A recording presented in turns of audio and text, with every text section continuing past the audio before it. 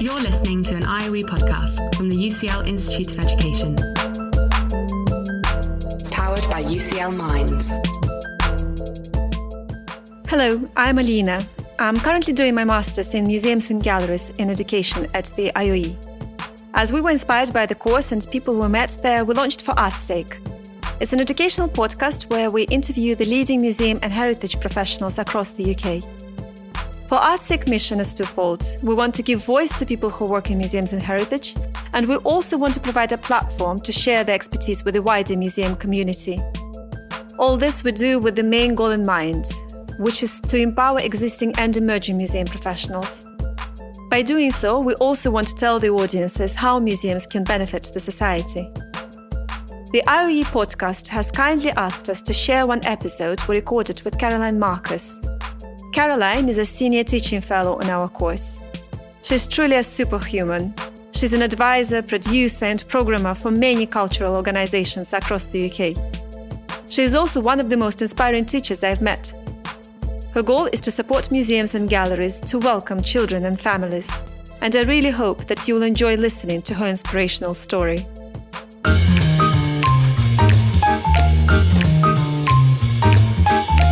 Hello, you're listening for Art's Sake, a podcast where we discover about what museums are really for and what people who work there really do. And today we're talking to Caroline Marcus. Caroline is a true museum learning guru.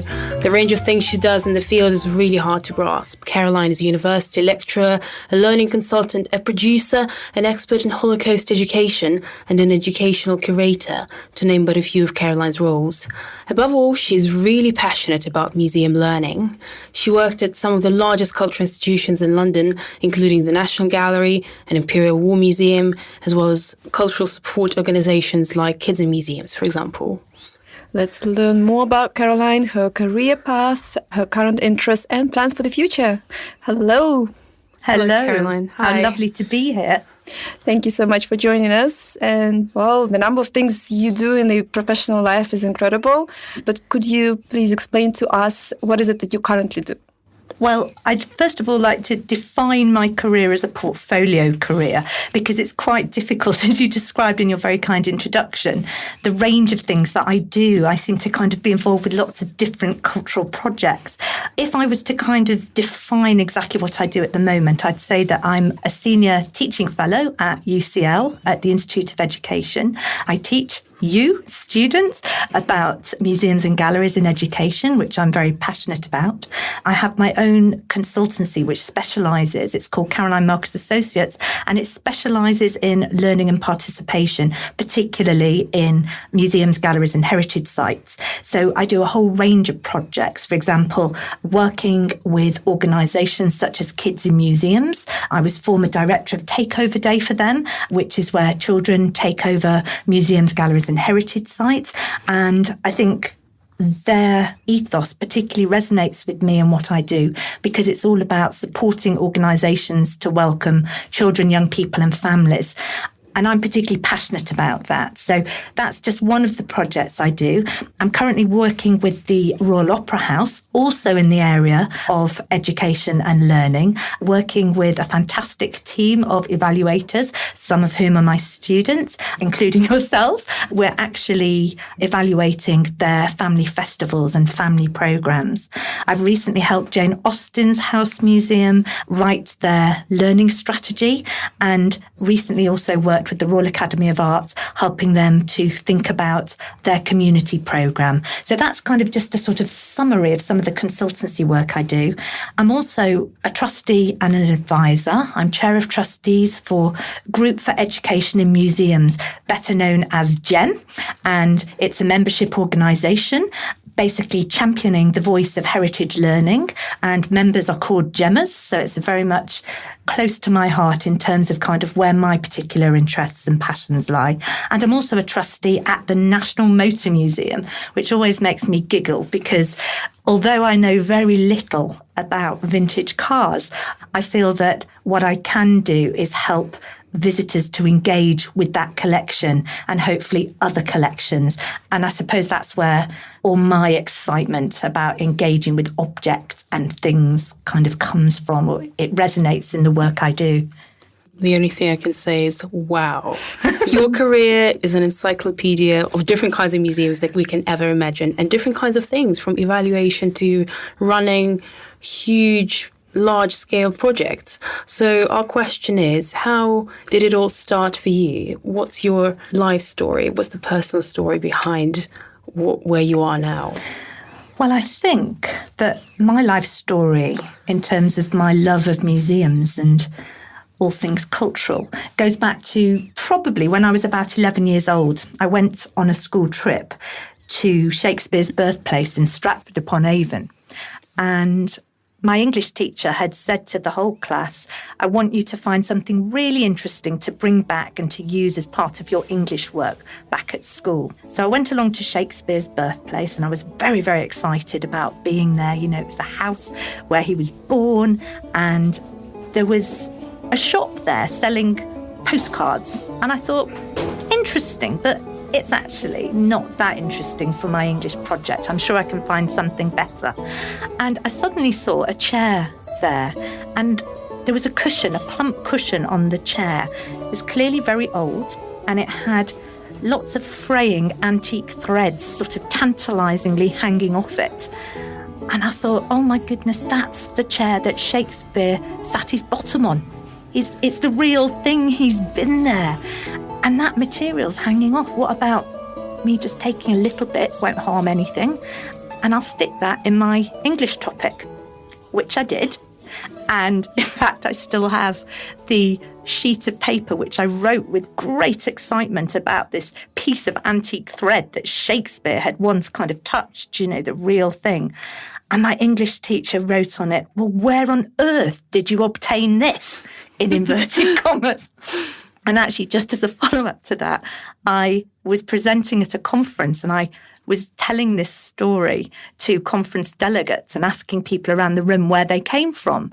And one of the delegates said, I'm the curator from Shakespeare's birthplace, and it's because of you that we have a large conservation job on our hands. But I'd like to think that things have moved on since then, and I've learned a little bit more about the reasons we shouldn't touch things or take antique threads from chairs like that. But I think that kick-started my passion for museums. Before, you mentioned different organizations and you touched upon projects and programs that you do. But tell us about the main audiences. Who are your projects addressed to? Well, the projects that I'm involved with, differ really whichever organisation I'm working for. So with Kids in Museums, I was particularly supporting museum educators to support children, young people and families in terms of giving them a positive welcome when they come to museums and galleries. When I worked at the National Gallery, I was lecturing and teaching from under fives through to 99-year-olds. Basically all ages. And I was former access officer there, specifically working people with disabilities, working and programming particularly for blind and partially sighted visitors and deaf and hard of hearing visitors with particular programmes there. I also, at UCL's Institute of Education, teach adults such as yourselves. So I think I can honestly say that I work with every single audience and that my main remit is to be inclusive. And I think very much that by sharing knowledge and understanding in plain English in accessible ways for everybody, whether you're teaching a 5-year-old or whether you're teaching adults at university, it's the same because it's about making it accessible. It's about not using archaic or difficult art historical language. It's about just making it easy for everyone to understand. Because as far as we understand, access is your main mission, if we generalize it. When you work in museums, you want people to get this access to collections, to stories that all the museums hide. We'd like to talk a little bit more about one of your projects, which is Take One Picture, the projects you were working on at the National Gallery. Can you tell us what was it about and what did you do there? Yeah, so I was delighted to be curator of Take One Picture, and it's one of my favourite projects because what it does is each year the National Gallery chooses one painting that will be used as a creative catalyst to cross-curricular learning across all subjects in the curriculum. So rather than focusing in, for example, on just art, it basically looks at the synergies and connections between different subject areas. And what was wonderful about Take One Picture, what happens is that every year there is an annual exhibition, and children's work from across the UK is selected to be shown at the National Gallery as a curated exhibition. And it also has a digital element as well to broaden that inclusion for as many schools as possible as well. And so there is a microsite, and there is also a digital exhibition, and then there's also an actual exhibition with children's work displayed. And one of my great joys about that was that I had the pleasure of visiting many, many different schools, all kinds of different schools across the UK, and chatting with children about work that they created. So one school that I went to, I was working, or children of about 10 and 11 years old were looking at Turner's painting, The Fighting Temeraire. And it's all about a once great fighting ship that fought in 1805 in the Battle of Trafalgar, and then basically it was being towed to its last berth. So it was, in a sense, being taken to be recycled and broken up after a glorious history of fighting in a battle. So it's quite sad in a way, as it's the end of an old era, but the excitement perhaps of starting anew. And it was so refreshing to hear the head teacher at that school say, the great thing about the children at my school is I encourage them to take risks. And they certainly were taking risks. What they decided to do, using this great oak fighting ship as the creative catalyst, is they wanted to see what life was like on board the ship. And they wanted to create a table very much 19th century, very much like the times, that looked antique, which meant including the little worms that were woodworms that were eating the table. And what they did was, working with the local community, with a father from the school who was a carpenter, the children learnt woodworking skills, and they learnt how to put together mortise and tenon joints and how to create their own table using traditional crafts. But the risk-taking element also involved that the carpenter taught the children how to use modern technology as well. So they wore the kind of masks, and they had, I don't know what the technical words are for the machines, which sparkle the sparks. And there with the children quite confidently showing me and talking to me about how they'd been upskilled and had learnt these fantastic skills to create their own table, which has pride of place to this day at their school. But the brilliant thing about it was risk-taking. The links, though, were strong, not tenuous. They linked back to the painting. And the children were just so proud of what they created. And I just thought this was a wonderful way to show how paintings can capture creativity. And in a cross-curricular way, children can learn mathematics skills, they can learn kind of carpentry skills, they can learn all those different things. They all coalesce and come together to create something that they are so proud of. Absolutely. It's definitely one of my favorite projects, and I wish one day actually more museums around the world will be able to create something like this. There is one more project that is of particular interest to us, and this project is called Takeover Day.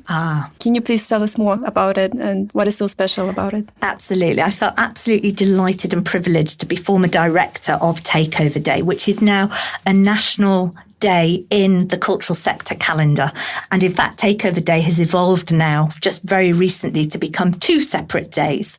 And the thing about Takeover Days, it's a day when children are invited to take on adult roles in museums, galleries and heritage sites.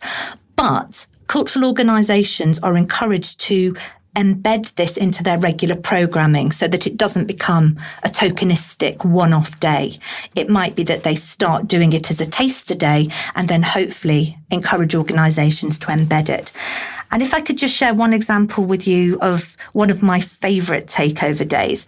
This occurred at Stonehenge, the ancient site, and a class of, they were secondary school students, so they were probably 11 and 12-year-olds from a local school, took over Stonehenge.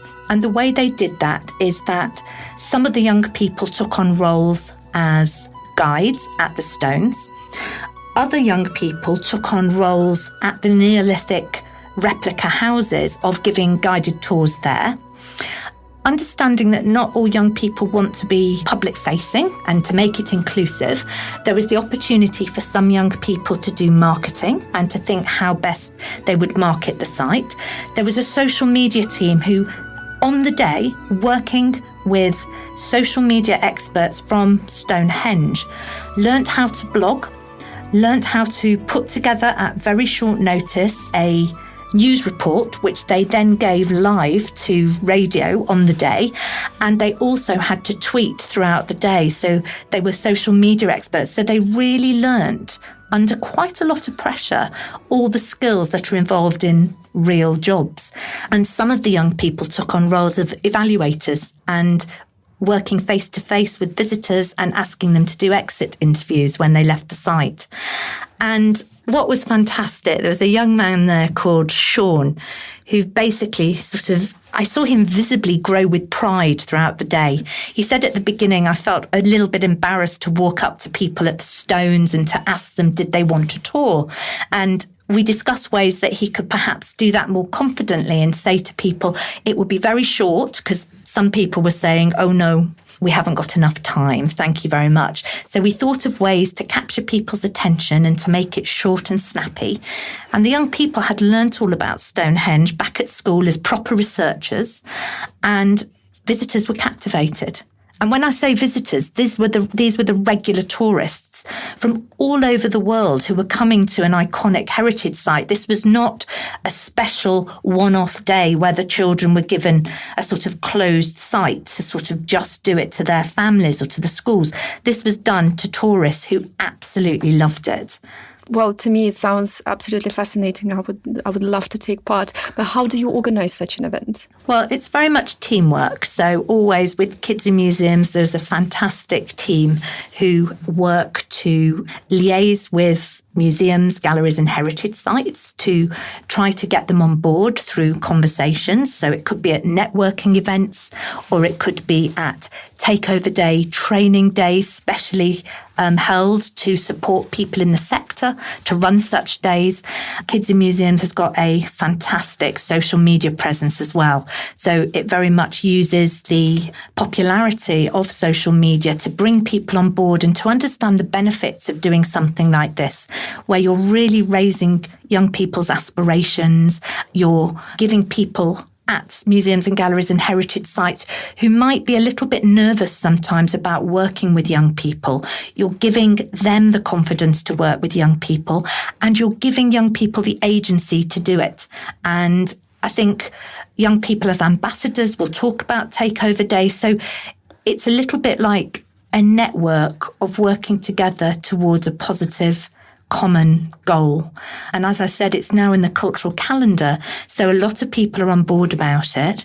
There's now a new training bank of films to support people running their first takeover days as well, and that's just very recently been launched. And I think that not only do the children benefit from taking part in takeover days and taking over museums, but also the visitors.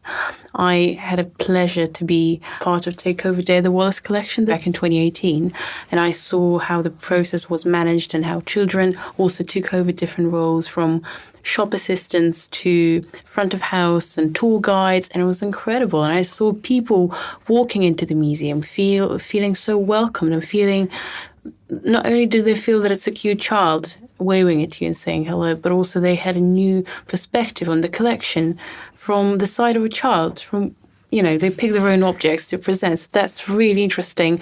This dual benefit for both visitors and also the participants. I think it's great. Absolutely. And also the professionalism and raising aspirations of children as well about the excitement and the joy that a heritage site can bring. If I could just mention with the Wallace Collection that what started out as a small takeover day with children from a local primary school becoming curators for the day, that has now been embedded into their regular programming. That's amazing. And it is absolutely remarkable because the children are exceptionally knowledgeable and they've had wonderful training from curators, education staff at the Wallace Collection that has given them the confidence to share in a professional capacity to the general public on a regular basis.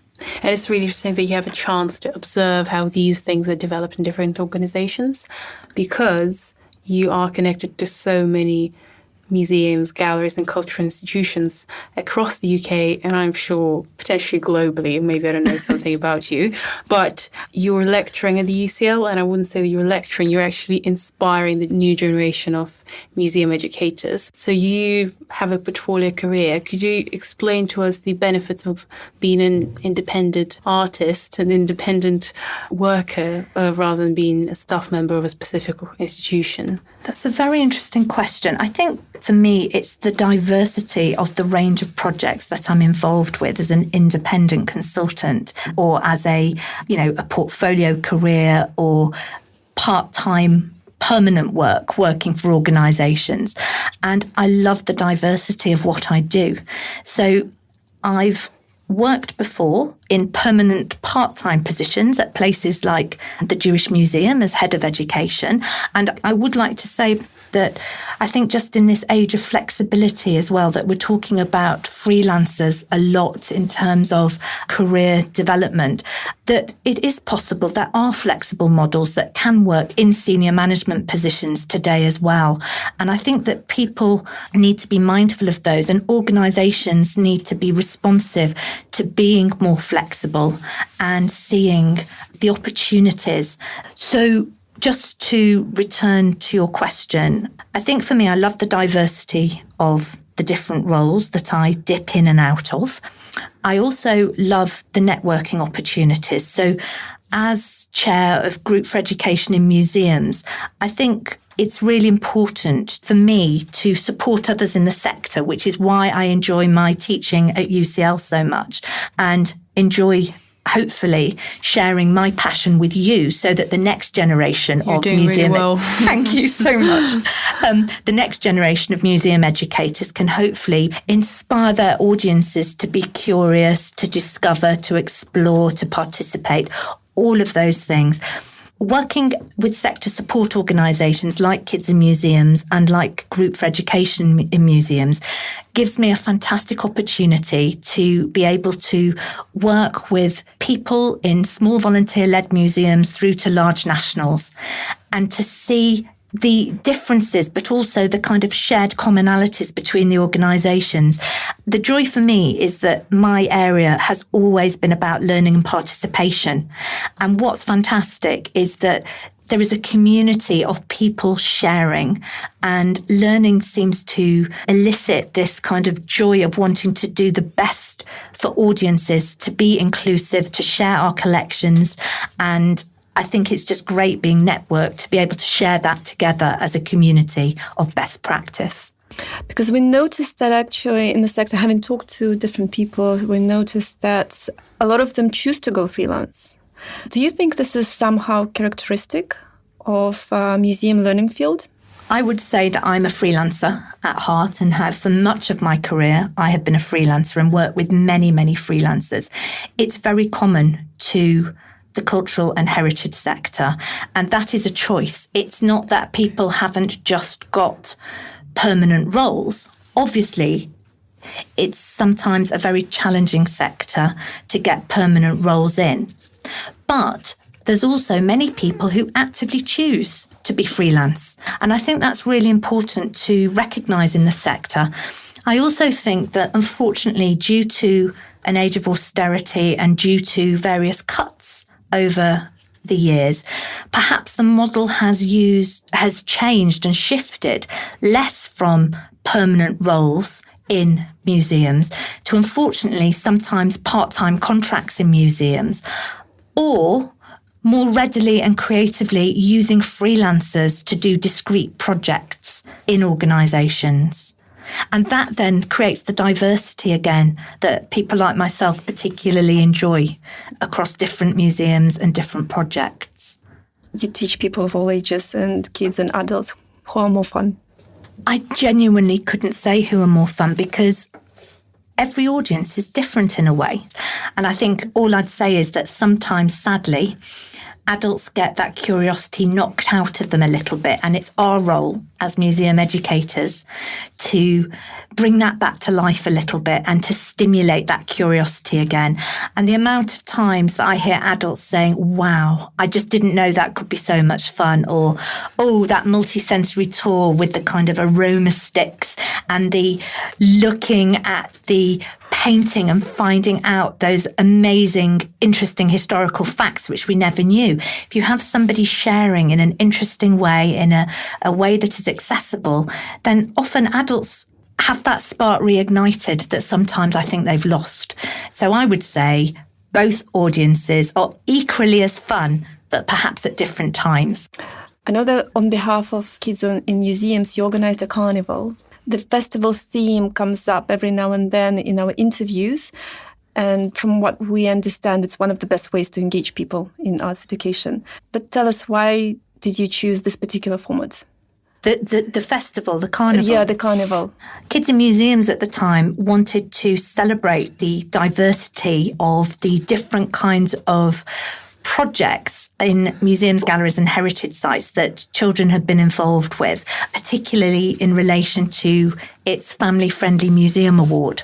So it wanted to showcase the different family-friendly types of best practice that were going on all across the UK. But we wanted to do it in a way that was playful and less formal than some networking events tend to be. So we were lucky enough to work alongside Tate Exchange and to create a carnival feel.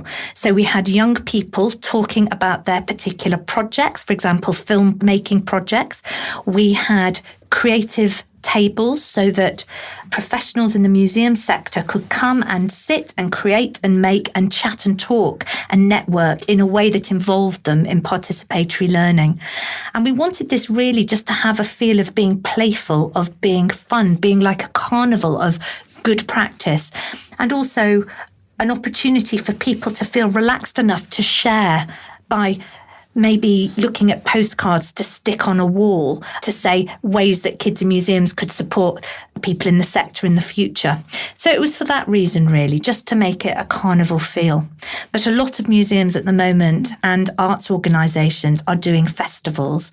Many galleries, rather than doing a one-off children's event, for example, when I say a one-off, a weekly children's event, they might do a big extravaganza. The Royal Opera House, for example, has just very recently had, for example, a Pride Festival, which was absolutely remarkable in terms of the different types of opera that was introduced to families at this particular event, and drag queens telling stories to under fives, a real celebration of pride and community, which was really exciting.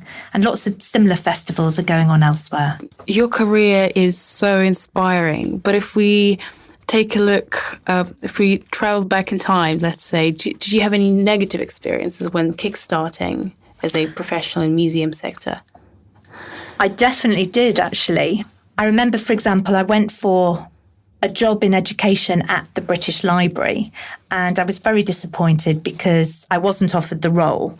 And I think what I'd say is turn, if you can, learn from negative experiences and turn them into positive opportunities. Because the interesting thing there, at the time I was a Holocaust educator, and I, at interview, had discussed my role in Holocaust education. And a couple of months after the interview, they rang me up and said, we have got a project that we wondered whether you might be interested in doing. Would it interest you? And in fact, they asked me to write a web resource called Voices of the Holocaust for the British Library website. Wow. So that was one thing. And then I also remember, I think it's particularly relevant to share this with you as your students on the course that I'm now teaching. I never saw myself as becoming an academic and working in the academic field. For me, I'm a practitioner who's passionate about museums and galleries. And however, what I found was that in the past, I'd started applying for a few jobs and realised that I didn't even get past the screening level of some of these jobs, even though I had over 15 years experience in the sector at the time, because I didn't have an MA in gallery education. And therefore I thought, okay, should I do an MA? And I thought, do I really need to? I've got all this experience. Is that necessary? And after a lot of thought and a bit of reluctance, I decided to do, in fact, the course that I'm now teaching on, which is the MA in Museums and Galleries in Education. And what I realised was that I had a lot of practical experience, but I didn't have the theoretical knowledge and understanding at the time. And I remember being really stretched and challenged to, at some points, my limit, to a point that I almost considered maybe, is this the right course for me at the beginning? Because I found some of the theory really, really difficult, which I hope you as my students will recognise that I try to reassure you at the beginning. Don't be despondent about, some of the complexity of the theory that's related, and particularly with international students as well, trying to learn a lexicon of, or a kind of new language of museology alongside writing essays and assignments in a second language is really, really challenging. But I stuck with it. And it's one of the best things for me that I ever did, because ironically, by keeping in touch with the people who led the course and through me being a visiting lecturer on occasions, it ended up with me taking over some sick leaves and eventually leading to this permanent position and working with lovely people like you. So inspiring, Caroline. Thank you so much for sharing this. We have a last question here. And the question is, if you had unlimited funding, what museum or cultural space would you build? I would build a museum of commonalities, a museum of universal themes, and it would be a museum that contains old master paintings, contemporary art, objects, archive materials. It would be a museum that stimulates curiosity but celebrates our humanity together, people. We're curious, I hope, about each other. We want to find out more. And more often than not, I think in today's society, it's about our differences rather than our commonalities. And what I'd like to see is people really working together. If I could just tell you about one object I'd want in my museum. Manchester Museum has a refugee's life jacket. And I think that is such a powerful and resonant symbol, which has so many different lines of inquiries that can be shared. The stories of moving, migration, of journeys, of what it means to be other or alien. I mean, I'm just using terms that are used all the time, but at the heart, it's about our commonalities and it's about our human sides and our nature. And I feel that objects like that could trigger so much the commonalities between us. I'd see it as a space where I'd be welcoming people from every kind of faith, community, colour. It would be a diverse hodgepodge of inclusive for everybody being there, a place to explore, a place to get involved, a place to eat together, sharing foods from different cultures and just realising that we have so much in common. And I think that's the idealistic, optimistic side of me, of just trying to make the world a better place. And I'd just like to finish in a way on the Museums Association has the campaign Museums Change Lives.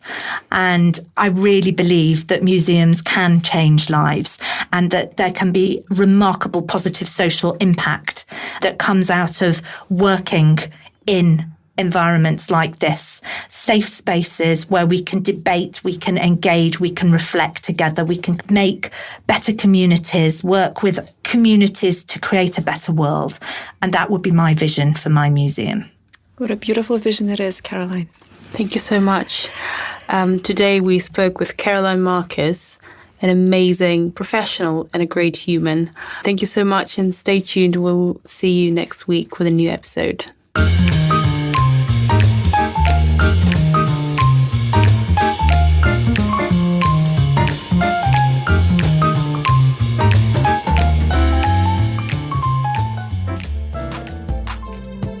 Thanks so much for downloading and listening to this IOE podcast from the UCL Institute of Education, University College London.